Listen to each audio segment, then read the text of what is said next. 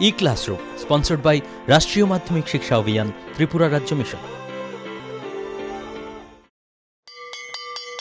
মাধ্যমিক স্তরের শিক্ষার গুণগত মানকে সুনিশ্চিত করার লক্ষ্যে রাষ্ট্রীয় মাধ্যমিক শিক্ষা অভিযান, ত্রিপুরা রাজ্য মিশন কর্মরত মাধ্যমিক স্তরের শিক্ষক ও বিদ্যালয় প্রধানদের প্রশিক্ষণ, বিজ্ঞান শিক্ষণ সামগ্রী প্রদান, ছাত্রীদের আত্মরক্ষামূলক প্রশিক্ষণ, মেধায় পিছিয়ে পড়া ছাত্রছাত্রীদের বিশেষ শিক্ষাদান, প্রতিবন্ধীদের জন্য অনুদান, রাজ্যে কলা উৎসব আয়োজন সহ অন্যান্য কর্মসূচি রূপায়ণ করছে।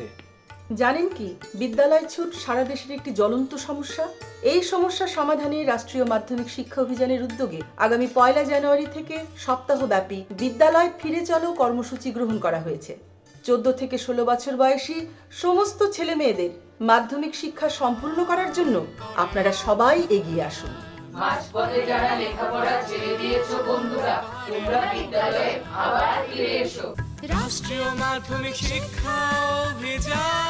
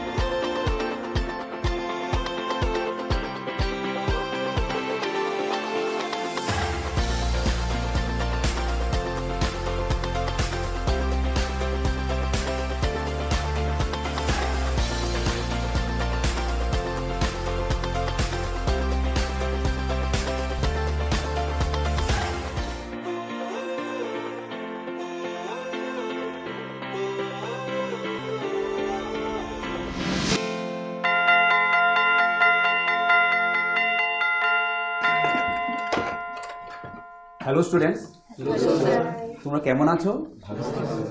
ওকে, আচ্ছা, আমি গতদিনের ক্লাসে তোমাদের রাসায়নিক সাম্যাবস্থা অর্থাৎ কেমিক্যাল ইকুইলিব্রিয়াম নিয়ে আমি ডিসকাস করেছিলাম।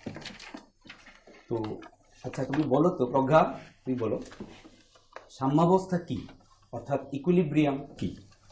Sir, the state at which both the rate of forward and backward reaction becomes equal is called equilibrium. Very good. এটা রিভার্সিবল প্রসেস ছিল। যে স্টেজে ফরওয়ার্ড রিয়াকশনের রেট অ্যান্ড ব্যাকওয়ার্ড রিয়াকশনের রেট অর্থাৎ সম্মুখ বিক্রিয়া এবং পশ্চাৎ বিক্রিয়ার হার সমান হয়, সেই স্টেজকে বলা হয় ইকুইলিব্রিয়াম অর্থাৎ সাম্যাবস্থা। ঠিক আছে, তো আজকে আমরা চলো পরবর্তী টপিক আয়নিক ইকুইলিব্রিয়াম অর্থাৎ আয়নীয় সাম্যাবস্থা নিয়ে আলোচনা করব।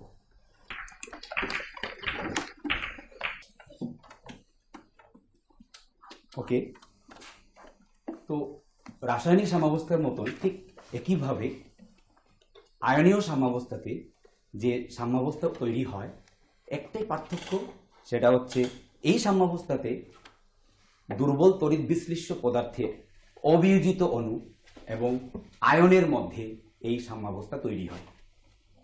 আগের সাম্যাবস্থাতে ছিল শুধু অণুর মধ্যে সাম্যাবস্থা, আর এখানে হচ্ছে অবিয়োজিত অণু এবং আয়নের মধ্যে এই সাম্যাবস্থা তৈরি হয়। এখন দেখো, দুর্বল তড়িৎ বিশ্লিষ্ট অর্থাৎ উইক ইলেকট্রোলাইট বলতে আমরা বুঝি অ্যাসিড হইতে পারে, বেজ হইতে পারে, অর্থাৎ অম্ল বা ক্ষার হতে পারে। তো প্রথমে চলো আমরা এই অম্ল এবং ক্ষার, অ্যাসিড এবং বেজের 3টি তত্ত্ব নিয়ে আলোচনা করি। আগে আমরা অ্যাসিড কি, বেজ কি জানবো, এরপর তাদের দ্বারা তৈরি যে আয়নীয় সাম্যাবস্থা আমরা আলোচনা করব। ঠিক আছে, তো প্রথম আমরা চলে যাচ্ছি Arrhenius theory of acids and bases. তোমরা সবাই note down. Arrhenius theory of acids and bases. দেখো, আরহেনিয়াস বলছে কি, অ্যাসিড হচ্ছে সেই সমস্ত কম্পাউন্ড, সেই সমস্ত যৌগ যেগুলো জলীয় দ্রবণে বিয়োজিত হয়ে H+ আয়ন একমাত্র ক্যাটায়ন রূপে তৈরি করে। মানে যে সমস্ত পদার্থ জলীয় দ্রবণে শুধুমাত্র হাইড্রোজেন আয়ন তৈরি করে এস ক্যাটায়ন, তাকে অ্যাসিড বলা হয়। ঠিক আছে, আর ক্ষার বলতে বোঝা যায় যে যৌগ জলীয় দ্রবণে দ্রবীভূত হয়ে বিয়োজিত হয়ে হাইড্রোক্সাইড আয়ন OH- আয়ন তৈরি করে, একমাত্র অ্যানায়ন, সেই কম্পাউন্ড একটা বেস। এক্সাম্পল দেখো, তোমরা স্লাইডের মধ্যে দেখতে পারো, এখানে একটা অ্যাসিড দেওয়া আছে HCl, আরএনএসের মধ্যে দেখো HCl, তোমরা স্লাইডের দিকে দেখো HCl অণু বিয়োজিত হয়ে অ্যাকোয়াস মিডিয়ামে H+ আয়ন তৈরি হয়। H+ জলের অণুর সঙ্গে যুক্ত হয়ে hydronium ion H3O+ hydronium ion তৈরি হয় এবং Cl-। দেখো ক্যাটায়ন রূপে H+ প্লাস ওয়াটার, যে H+ আয়ন তৈরি হয় সেই H+ জলের অণুর সঙ্গে যুক্ত হয়ে হাইড্রোনিয়াম আয়ন তৈরি হয়। অর্থাৎ যত সংখ্যক H+ আয়ন তৈরি হয় তত সংখ্যক হাইড্রোনিয়াম আয়ন তৈরি হয়। ঠিক আছে, জলীয় দ্রবণে H+ ion automatically hydronium ion হয়ে যায়। তার মানে HCl, আরএনএসের তত্ত্ব অনুযায়ী HCl হাইড্রোক্লোরিক অ্যাসিড একটি অ্যাসিড। NaOH সোডিয়াম হাইড্রোক্সাইড, দেখো অ্যাকোয়া মিডিয়ামে বিয়োজিত হয়ে Na+ ক্যাটায়ন OH- অ্যানায়ন, একমাত্র অ্যানায়ন হচ্ছে OH- hydroxide ion. According to RNase theory NaOH is a base, NaOH একটি ক্ষার। এই হচ্ছে আরএনএস এর তত্ত্ব। ঠিক আছে, কিন্তু আরএনএস এর তত্ত্বে একটা লিমিটেশন আছে, এটা সীমাবদ্ধতা হলো সে জলীয় দ্রবণ ছাড়া সে বলতে পারে না একটা যৌগ অ্যাসিড বা ক্ষার। এই তত্ত্বানুযায়ী অ্যাসিড বলতে বা ক্ষার বলতে আমরা তখনই আমরা অ্যাসিড বা ক্ষারকে ডিফাইন করব যখন তাকে জলীয় দ্রবণে আমরা দ্রবীভূত করব, বিয়োজিত করব। কিন্তু অনেক বিক্রিয়ায় দেখা যায় অ্যাসিড এবং ক্ষার বিক্রিয়া করে কিন্তু সেখানে জলীয় দ্রবণ থাকে না, সেই ক্ষেত্রে কিন্তু আরএনএস তত্ত্ব ফেইল, কাজ করে না। ঠিক আছে, তো আমরা চলে যাই সেকেন্ড থিওরিটা। অ্যাসিড বেজে আরেকটি তত্ত্ব আছে, সেটা হচ্ছে ব্রনস্টেড থিওরি। অনেকে বলে লাউরি ব্রনস্টেড থিওরি বলে, তোমরা সবাই কিন্তু কেয়ারফুলি নোট ডাউন করবে।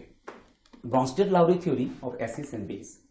তো এই থিওরি বলছে অ্যাসিড হচ্ছে যে H+ আয়ন ডোনার মানে ডোনেট, দান করে, আর বেস যে H+ আয়ন মানে প্রোটন গেইনার মানে অ্যাকসেপ্টার, অর্থাৎ প্রোটন গ্রহণ করে। এখানে জলীয় দ্রবণের কোনো দরকার নেই, মানে জলীয় দ্রবণ ছাড়াও বিক্রিয়া চলাকালীন যে পদার্থ একটি প্রোটন দান করে সে অ্যাসিড, আর যে প্রোটন গ্রহণ করে সে ক্ষার। এই হচ্ছে আরএনএসের ব্রনস্টেড লাউরি থিওরি। কিন্তু এই দুটি তত্ত্ব দিয়েও আমরা কিন্তু সমস্ত অ্যাসিড এবং ক্ষারকে ডিফাইন করতে পারি না। এমন কিছু কিছু বিক্রিয়া আছে সেখানে অ্যাসিড এবং ক্ষার বিক্রিয়া করছে, কিন্তু এই দুটি তত্ত্ব দিয়ে আমরা ব্যাখ্যা করতে পারি না। তখন আমরা আরেকটা থিওরি নিয়ে চিন্তা করছি, থার্ড থিওরি। তোমরা কিন্তু সবাই ভালো করে লিখবে। থার্ড থিওরিটা হচ্ছে দ্য লুইস থিওরি, লুইসের তত্ত্ব। দ্য লুইস থিওরিটা হচ্ছে, আমি এক্সপ্লেন করছি। দ্য লুইস থিওরিটা হচ্ছে অ্যাসিড হচ্ছে সেই সমস্ত যৌগ যে বিক্রিয়ার চলাকালীন অন্য কোনো অণু থেকে এক জোড়া ইলেকট্রন গ্রহণ করে, ইলেকট্রন পেয়ার অ্যাকসেপ্টার। লুইস বলছে কি, অ্যাসিড হচ্ছে ইলেকট্রন পেয়ার অ্যাকসেপ্টার, অর্থাৎ ইলেকট্রন জোড় গ্রহণ করে অ্যাকসেপ্টার, সে হচ্ছে লুইস অ্যাসিড। আর বেস হচ্ছে যে ইলেকট্রন পেয়ার ডোনার মানে একটি ইলেকট্রন জোড় ডোনেট করে, দান করে, সেটা হচ্ছে লুইস বেস। তাহলে এই তিনটি theory, Arrhenius theory, Lowry Bronsted theory and Lewis theory, এই তিনটি থিওরি দিয়ে আমরা সমস্ত অ্যাসিড এবং বেসকে আমরা ডিফাইন করতে পারবো। ঠিক আছে, তাহলে আমরা এই যে তিনটি থিওরি পড়ছি অ্যাসিড এবং বেসকে, কেন করছি? কারণ আমাদের আয়নীয় সাম্যাবস্থা অ্যাসিড এবং বেস দুর্বল যে তড়িৎ বিশ্লেষ্য পদার্থ, তারা জলীয় দ্রবণে বা অন্য কোনো অবস্থায় অন্য কোনো মাধ্যমে আংশিক বিয়োজিত হয়ে ক্যাটায়ন অ্যানায়ন তৈরি করে, তখন সেই ক্যাটায়ন অ্যানায়ন এবং অবিয়োজিত অণুর মধ্যে একটা সাম্যাবস্থা তৈরি হয়। তো এই সাম্যাবস্থায় আজকে আমাদের আলোচ্য বিষয় আয়নীয় সাম্যাবস্থা। ঠিক আছে, ওকে, তোমরা লিখেছো এগুলো? ওকে, গুরুত্বপূর্ণ বিষয় সেটা হচ্ছে কনজুগেট অ্যাসিড বেস পেয়ার। সবাই লেখো, খুব very important, write down conjugate acid base pair.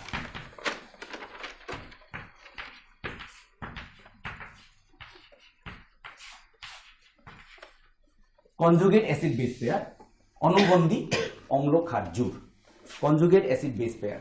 ঠিক আছে, সেটা হচ্ছে আমরা অলরেডি ব্রনস্টেড তত্ত্বতে পেয়েছি যে অ্যাসিড কি করে, প্রোটন ডোনেট করে, তাহলে অ্যাসিড থেকে যখন আমরা একটা প্রোটনকে ডোনেট করব, একটা প্রোটন চলে গেলে যে যৌগটা আসবে, যে স্পিসিসটা আসবে, সেটা একটা ক্ষার। সেই ক্ষারটাকে এই অ্যাসিডের কনজুগেট ক্ষার বলে। অর্থাৎ অ্যাসিড থেকে প্রোটন চলে গেলে যে যৌগ বা যে স্পিসিস তৈরি হয় সেটা কিন্তু প্রোটন গ্রাহী, প্রোটন অ্যাকসেপ্টার, তার মানে একটি ক্ষার, একটা বেস। সেই বেসটাকে বলা হচ্ছে কনজুগেট বেস। আমি আবার বলছি, অ্যাসিড প্রোটন ডোনেট করে, প্রোটন ডোনেট করলে যে স্পিসিস, যে প্রজাতি, যে অণুটা বা যে রেডিকেলটা তৈরি হয় সেটা একটা বেস।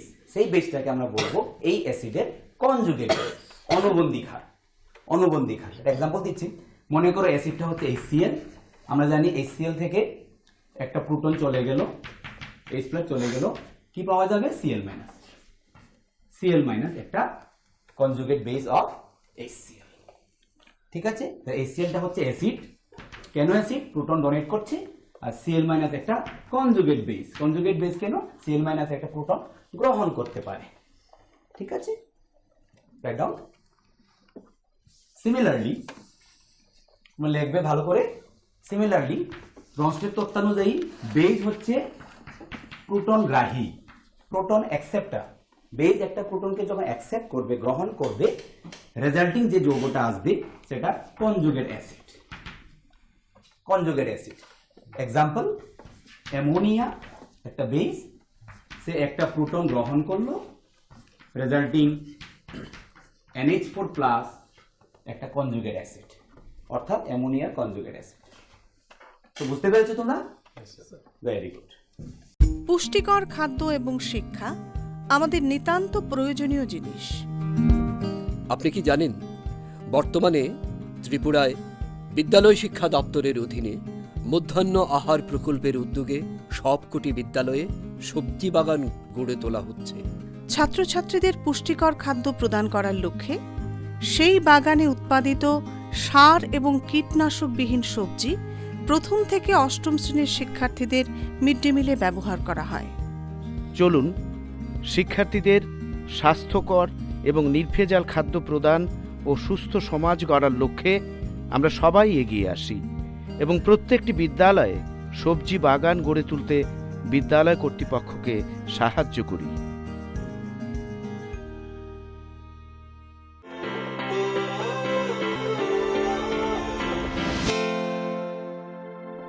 দেখো একটা एग्जांपल আছে এখানে, acid HCl acid proton donate করাতে কনজুগেট বেসটা Cl মাইনাস। তো তাড়াতাড়ি লিখে নাও, ওয়াটার অ্যাসিড প্রোটন চলে গেলে OH minus conjugate base, NH4+ একটা অ্যাসিড, H+ প্রোটন চলে গেলে অ্যামোনিয়া একটা কনজুগেট বেস। ঠিক আছে, এইভাবে তোমরা লিখতে থাকো। Last Diptanu, stand up. H2SO4 একটা অ্যাসিড, তাহলে এখান থেকে একটা প্রোটনকে ডোনেট করলে কনজুগেট বেস আসবে। বলো তো কনজুগেট বেসটা কি? HSO4-। ভেরি গুড, সেটা একটা প্রোটন চলে গেলে HSO4-। আমি একবার দেখিয়ে দিচ্ছি, খুব সুন্দর বলেছে দীপ্তনু, সবাই লেখো। H2SO4 থেকে একটা যদি প্রোটন চলে যায়, রেজাল্টিং কনজুগেট বেসটা হচ্ছে HSO4-। ভেরি গুড, ঠিক আছে, তাড়াতাড়ি লেখো। সিমিলারলি আরেকটা প্রবলেম আছে, তোমরা দেখো, base and conjugate acid. Already আমি এক্সপ্লেন করেছি যে বেস প্রোটন গ্রহণ করে কনজুগেট অ্যাসিড তৈরি করে। এক্সাম্পল, ওয়াটার একটা H+ গ্রহণ করলো, H3O+, অ্যামোনিয়া H+ গ্রহণ করলো, NH4+। এরকম অনেকগুলো এক্সাম্পল আছে। ঠিক আছে, তাহলে প্রজ্ঞা তুমি একটু বলো তো, OH- একটা বেস, তাহলে সে প্রোটন গ্রহণ করবে, এটা H+ গ্রহণ করবে, তাহলে কনজুগেট অ্যাসিডটা কি? So H2O+. Very good, H2O। সেটা ওয়াটার, OH- একটা প্রোটন গ্রহণ করলে ওয়াটার হবে, so water is the conjugate acid of OH- base. Very good, write down, তাহলে লিখে নাও। তো আমরা বুঝে ফেললাম what is conjugate acid and conjugate base. Conjugate acid base পেয়ারটা বুঝে ফেললাম। Very good. তো লুইস থিওরি অলরেডি এক্সপ্লেন হয়ে গেছে। আচ্ছা, আমরা নেক্সট একটা টপিকে চলে যাচ্ছি, নেক্সট কন্টেন্ট, সেটা হচ্ছে ওয়াটার, জল। জানো, জল একটা দুর্বল তড়িৎ বিশ্লেষ্য এবং জল কিন্তু একটা অ্যামফিপ্রটিক, উভয়ধর্মী। মানে জলের অণু কোনো সময় অ্যাসিড রূপে বিহেভ করে, আবার কোনো সময় ক্ষার রূপে বিহেভ করে, sometime acid sometime base, so it is amphiprotic. Example তোমরা স্লাইড দেখো, আমি বোর্ড ওয়ার্ক করছি। ওয়াটার, দেখো এটাকে আমি অ্যাসিড রূপে চিন্তা করছি, তাহলে সে H+ ডোনেট করবে, প্রোটন ডোনেট করবে। আর সে যদি বেস হয় সে H+ গ্রহণ করবে। তাহলে এখান থেকে যদি H+ চলে যায়, প্রোটন চলে যায়, আসবে OH-। আর সে যদি H+ গ্রহণ করে সে হবে H3O+। ঠিক আছে, তাহলে কিছুক্ষণ পরে এই রিভার্সিবল রিঅ্যাকশনটা কিছুক্ষণ পরে কিন্তু সাম্যাবস্থায় চলে আসবে। সাম্যাবস্থা মানে ইকুইলিব্রিয়াম স্টেজে পৌঁছে যাবে, forward rate backward rate equal হবে। তো সাম্যাবস্থায় এই বিক্রিয়া সাম্য ধ্রুবক বা ডিসোসিয়েশন কনস্ট্যান্ট কেডি বলো নাকি ইকুয়াল টু OH- এর গাঢ়ত্ব H2+ এর গাঢ়ত্ব ডিভাইডেড বাই ওয়াটার আছে 2 স্কয়ার। কিন্তু জলীয় দ্রবণে ওয়াটারের গাঢ়ত্ব এত বেশি পরিমাণে থাকে কারণ ওয়াটার খুবই দুর্বল তড়িৎ বিশ্লেষ্য, খুব নগণ্য সংখ্যক অণু বিয়োজিত হয়, অসংখ্য ওয়াটার অণু, জলীয় অণু অবিয়োজিত অবস্থায় থাকে। এজ এ রেজাল্ট ওয়াটারের গাঢ়ত্ব অলমোস্ট কনস্ট্যান্ট, আনচেঞ্জ থাকে। দ্যাট ইজ ওয়াই এই ওয়াটারটা কিন্তু একটা ধ্রুবক। তাহলে আমরা অটোমেটিক্যালি কেডির সঙ্গে ওয়াটারটাকে নিয়ে যাই, তার মানে KD into concentration of water equal to H3+ এর গাঢ়ত্ব ইন্টু OH- এর গাঢ়ত্ব। এই যে দুই ধ্রুবকের গুণফল, একটা নতুন ধ্রুবক, সেটাকে বলা হচ্ছে KW। তাহলে KW ইকুয়াল টু H3O+ এর গাঢ়ত্ব ইন্টু OH- এর গাঢ়ত্ব। এই জন্য এই যে ধ্রুবক KW এটাকে বলে ionic product of water, ionisation constant product of water KW। জানো যে রুম টেম্পারেচার 25 ডিগ্রি সি, তোমরা স্লাইডে দেখো, এট 25 ডিগ্রি সি KW এর ভ্যালু যে কোনো দ্রবণে যে ওয়াটার বিয়োজিত হয়ে যে H+ আয়ন এবং হাইড্রোনিয়াম আয়ন তৈরি করছে, সেই H3O+ এর গাঢ়ত্ব এবং OH- এর গাঢ়ত্বের যে গুণফল অর্থাৎ KW, তার মান কিন্তু নির্দিষ্ট একটা দ্রবণে। You must remember this constant KW at 25 degree centigrade is 1.0 into 10 to the power minus 14. মনে রাখবে, রাইট ডাউন। আয়নিক প্রোডাক্টের ভ্যালু হচ্ছে 1.0 10 to the power minus 14 mole per litre square, কারণ দুটি গাঢ়ত্বের গুণফল molarity square. You must remember this value, okay? তো আমরা KW বুঝলাম, আয়নিক প্রোডাক্ট অফ ওয়াটার। এখন যদি neutral water, that is pure water, distil water যদি হয়, সেই ক্ষেত্রে কিন্তু তোমরা সবাই মনে রাখবে H2+ এর গাঢ়ত্ব ইজ ইকুয়াল টু OH- এর গাঢ়ত্ব ইকুয়াল থাকে, সেই ভ্যালুটা হচ্ছে 1.0 10 to the power minus 7 mole per litre. তার মানে অটোমেটিক্যালি KW হচ্ছে এই দুটি গাঢ়ত্বের গুণফল। তো এই গাঢ়ত্বের গুণফল করলে কি আসবে? 1.0 10 to the power minus 14 molarity square. তাহলে প্রসম দ্রবণ, নিউট্রাল সলিউশন, তাইলে KW এর ভ্যালুটা হচ্ছে, যেখানে hydronium ion OH- ion concentration equal 10 to the power minus 7। Clear? Okay, তো লিখে নাও। আমরা বুঝলাম যে জল একটি অ্যান্টিপ্রোটিক। এখন আমরা দেখো একটা গুরুত্বপূর্ণ একটা বিষয়, পিএইচ, একটা দ্রবণের pH value, pH scale.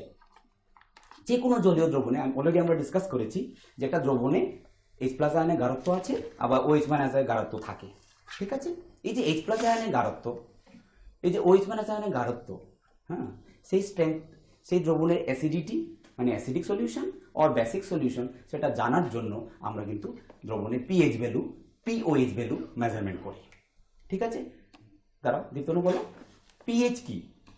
Negative logarithm of hydrogen ion concentration. Very good, সিডাম। পিএইচ হচ্ছে সিডাম negative logarithm of H+ ion concentration, or H+ মানে অলরেডি আমি বলেছি hydronium ion concentration, that is the pH. Similarly একটা দ্রবণে যে OH- এর গাঢ়ত্ব থাকে তার নেগেটিভ লগারিদমকে বলবো POH। H+ আয়নের গাঢ়ত্বে নেগেটিভ লগারিদম হচ্ছে pH value of the solution. Similarly OH- গাঢ়ত্বের নেগেটিভ লগারিদম হচ্ছে POH ভ্যালু। যে কোনো দ্রবণে একটা পিএইচ ভ্যালু আছে, সিমিলারলি একটা POH ভ্যালু আছে। আর দ্রবণটি যদি নিউট্রাল হয়, প্রশম হয়, এক্সাম্পল ডিস্টিল ওয়াটার, সেই ক্ষেত্রে আমরা জানি যে H+ এর গাঢ়ত্ব ও H- এর গাঢ়ত্ব equal and at room temperature the value is 10⁻⁷ isn't it? Therefore for neutral solution pH value, দেখো স্লাইডে আমি তোমাদের pH value দেখিয়ে দিচ্ছি। for neutral solution তোমরা দেখো pH value -log of 10⁻⁷, ঠিক আছে। pH equal to, আমি অলরেডি বলেছি নিউট্রাল সলিউশনে H+ আয়নের গাঢ়ত্ব কত, 10⁻⁷, that is -7 log 10, log 10 এর value 1, that is 7, pH value 7 for neutral solution. Similarly pOH যখন হবে তখন এটা হবে OH minus, pOH value also 7 for neutral solution. আর যখন এটা অ্যাসিডিক সলিউশন হবে, দেখো তোমরা স্লাইড দেখো সবাই, H+ এর গাঢ়ত্বটা 10⁻⁷ থেকে বেশি, automatically pH value less than 7, ওকে। বেসিক সলিউশনে H+ এর গাঢ়ত্ব 10⁻⁷ থেকে কম, automatically pH value greater than 7, clear? So the conclusion is for neutral solution pH value 7, for acidic solution pH value less than 7, and for basic solution pH value greater than 7, okay? আমরা pH বুঝলাম, চলে যাচ্ছি pOH value. Already আমি pOH value করেছি একটা problem. Similarly neutral সলিউশনে pOH value 7, acidic সলিউশনে pOH value greater than 7, and basic solution pOH value less than 7. Write down. This is very important. যে কোনো একটা দ্রবণ, এটা হতে পারে ডিস্টিল ওয়াটার, হতে পারে ড্রেন ওয়াটার, হতে পারে একটা ফ্রুট জুস, হতে পারে আমাদের gastric juice, everywhere there is a H+ ion concentration, there is a OH- ion concentration, automatically negative logarithm of that concentration is the pH value as well as pOH value, okay? এখন দেখো আমরা এই যে pH আর pOH একটা দ্রবণের যে value থাকে, এই দুটি মধ্যে একটা সম্পর্ক আছে, সেটা আমরা এখন ডিরাইভ করব। দেখো অলরেডি আমরা জেনে গেছি KW হচ্ছে আয়নিক প্রোডাক্ট অফ ওয়াটার। তো আমরা যদি বোথ সাইড লগারিদম করি, log A into B, that is log A plus log B, multiplying both side by -1,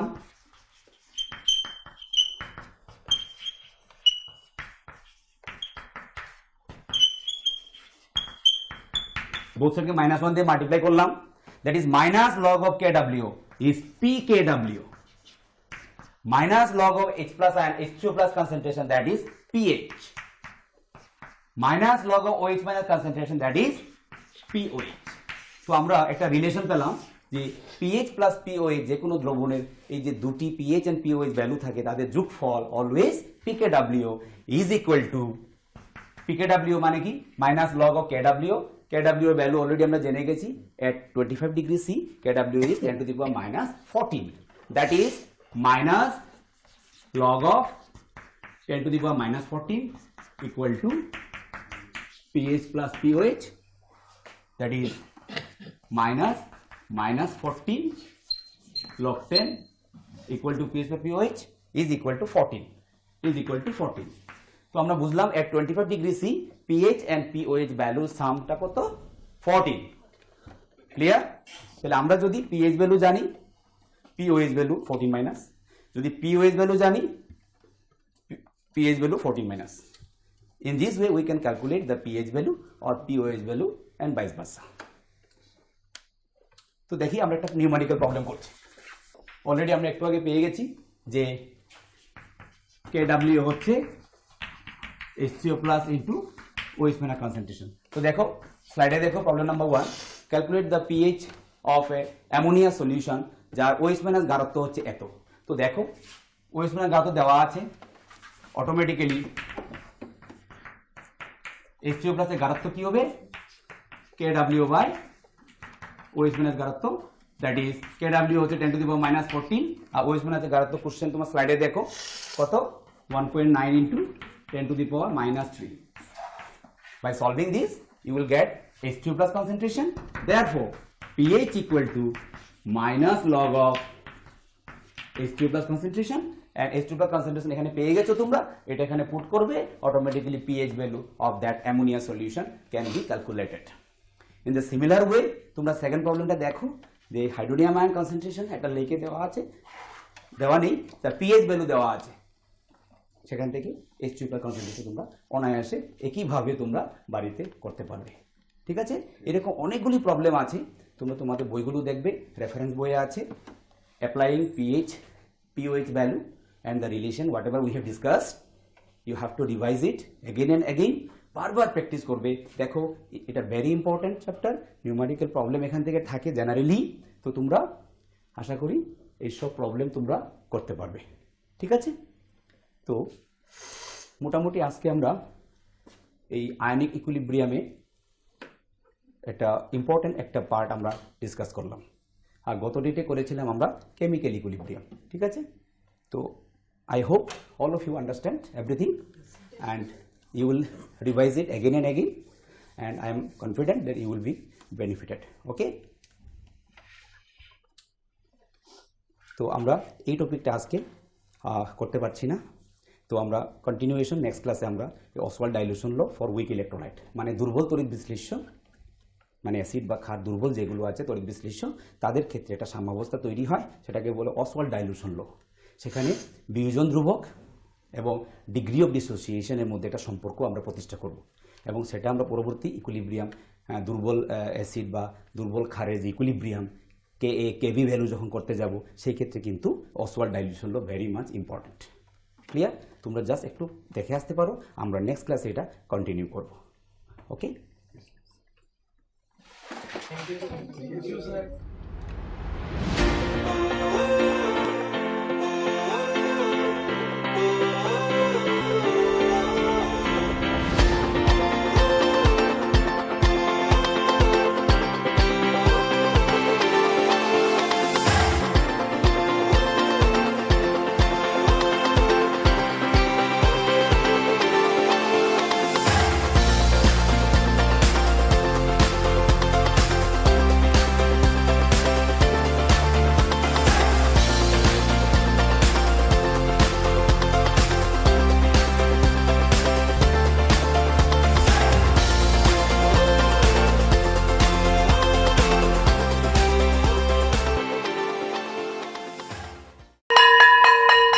drop আউটের ঘুচিয়ে ক্ষত, স্কুলে পড়ুয়ার বাড়ছে ভিড়, সর্বশিক্ষা মিড ডে মিলে স্কুল সকলের আশার নীড়।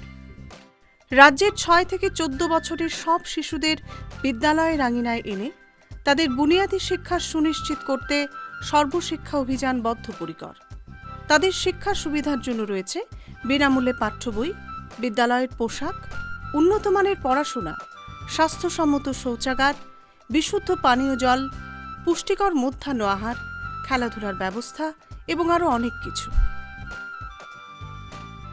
হ্যাঁ, তাই দেরি না করে আজই আপনার এলাকার সব শিশুদের নিকটবর্তী সরকারি বিদ্যালয়ে ভর্তি হতে উৎসাহিত করুন। E-Classroom was sponsored by রাষ্ট্রীয় মাধ্যমিক শিক্ষা অভিযান ত্রিপুরা রাজ্য মিশন।